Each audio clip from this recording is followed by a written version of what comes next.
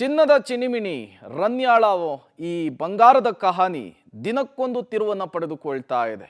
ಈಗಾಗಲೇ ನಟಿ ರನ್ಯಾ ಅರೆಸ್ಟ್ ಆಗಿ ನ್ಯಾಯಾಂಗ ಬಂಧನದಲ್ಲಿದ್ದಾರೆ.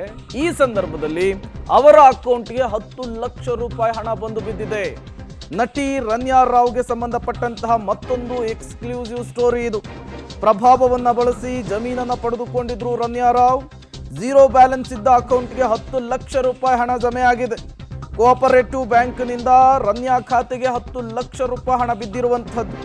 ಬಾಗಲಕೋಟೆಯ ಮುಧೋಳದ ಪ್ರಭಾವಿಯಿಂದ ಲಕ್ಷ ಹಣ ವರ್ಗಾವಣೆ ಆಯಿತು.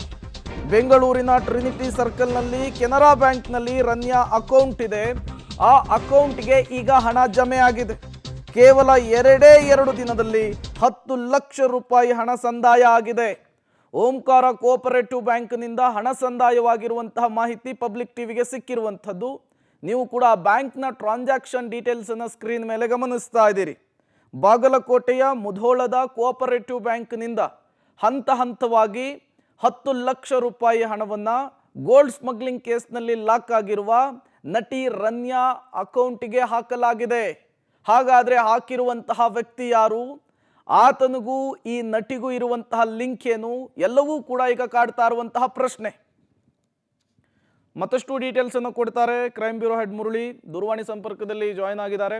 ಮುರಳಿ, ಈಗಾಗಲೇ ನಟಿ ರನ್ಯಾ ವಿಚಾರ ದೊಡ್ಡ ಮಟ್ಟದಲ್ಲಿ ಸದ್ದಾಗ್ತಾ ಇದೆ. ಅಧಿವೇಶನದಲ್ಲೂ ಕೂಡ ನಿನ್ನೆ ಚರ್ಚೆ ಆಗಿದೆ. ಇಂಥ ಸಂದರ್ಭದಲ್ಲಿ ಎಂಥ ಆತ್ಮೀಯರೇ ಆಗಿದ್ರು ನಮಗೆ ಯಾಕೆ ಬೇಕಪ್ಪ ಅಂಥೇಳಿ ದೂರ ಸರಿಯೋರೇ ಹೆಚ್ಚು. ಅಂಥದ್ರಲ್ಲಿ ಹಂತವಾಗಿ 10 ಲಕ್ಷ ರೂಪಾಯಿ ಹಣವನ್ನು ಜಮೆ ಮಾಡಿದ್ದಾರೆ, ಅಕೌಂಟ್ಗೆ ಹಾಕಿದ್ದಾರೆ ಅಂದರೆ ಏನು ಇದು ಲಿಂಕು, ಯಾರವರು, ಏನೆಲ್ಲ ಡೀಟೇಲ್ಸ್ ಸಿಗ್ತಾ ಇದೆ ಮುರಳಿ?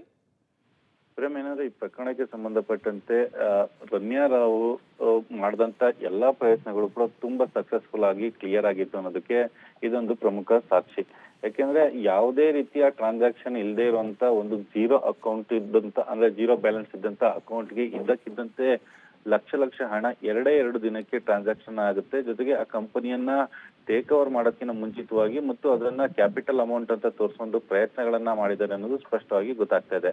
ಈ ಹಿನ್ನೆಲೆಯಲ್ಲಿ ಇಡೀ ಪ್ರಕರಣದ ಅನುಮಾನಗಳು ಪ್ರಾರಂಭ ಆಗ್ತಾ ಹೋಗುವಂಥದ್ದು. ಯಾಕಂದ್ರೆ ಇದೇ Ranya Rao Canara bank Trinity circle ಇರುವಂತಹ ಕೆನರಾ ಬ್ಯಾಂಕ್ ನಲ್ಲಿ ಅಕೌಂಟ್ ಅನ್ನ ಹೊಂದಿರ್ತಾರೆ. ಅಕೌಂಟ್ ಅನ್ನ ಹೊಂದಿರುವಂತ ರನ್ಯಾ ರಾವ್ನ ಅಕೌಂಟ್ಗೆ ಇದ್ದಕ್ಕಿದ್ದಂತೆ 10 ಲಕ್ಷ ಹಣ ಬರುತ್ತೆ. 27ನೇ ತಾರೀಕು ಏಪ್ರಿಲ್ 2022ರಲ್ಲಿ 4 ಲಕ್ಷ, ಮತ್ತೆ ಅದಾದ ನಂತರ 28ನೇ ತಾರೀಕು 2022 ಏಪ್ರಿಲ್, ಈ ಸಂದರ್ಭದಲ್ಲಿ ಮತ್ತೆ 6 ಲಕ್ಷದಷ್ಟು ಹಣ ಒಂದೇ 1 ಲಕ್ಷ ಒಂದು ಸರಿ, ಮತ್ತೆ 5 ಲಕ್ಷ ಇನ್ನೊಂದು ಸರಿ ಬರುವಂತದ್ದು. ಈ ಹಿನ್ನೆಲೆಯಲ್ಲಿ 10 ಲಕ್ಷ ಕೇವಲ 2 ದಿನದಲ್ಲಿ ಟ್ರಾನ್ಸಾಕ್ಷನ್ ಆಗುತ್ತೆ. ಅದನ್ನ ಸ್ಟೀಲ್ ಕಂಪನಿಯಾಗಿ ಪರಿವರ್ತನೆ ಮಾಡುವಂತ ಪ್ರಯತ್ನಗಳಾಗುವಂಥದ್ದು.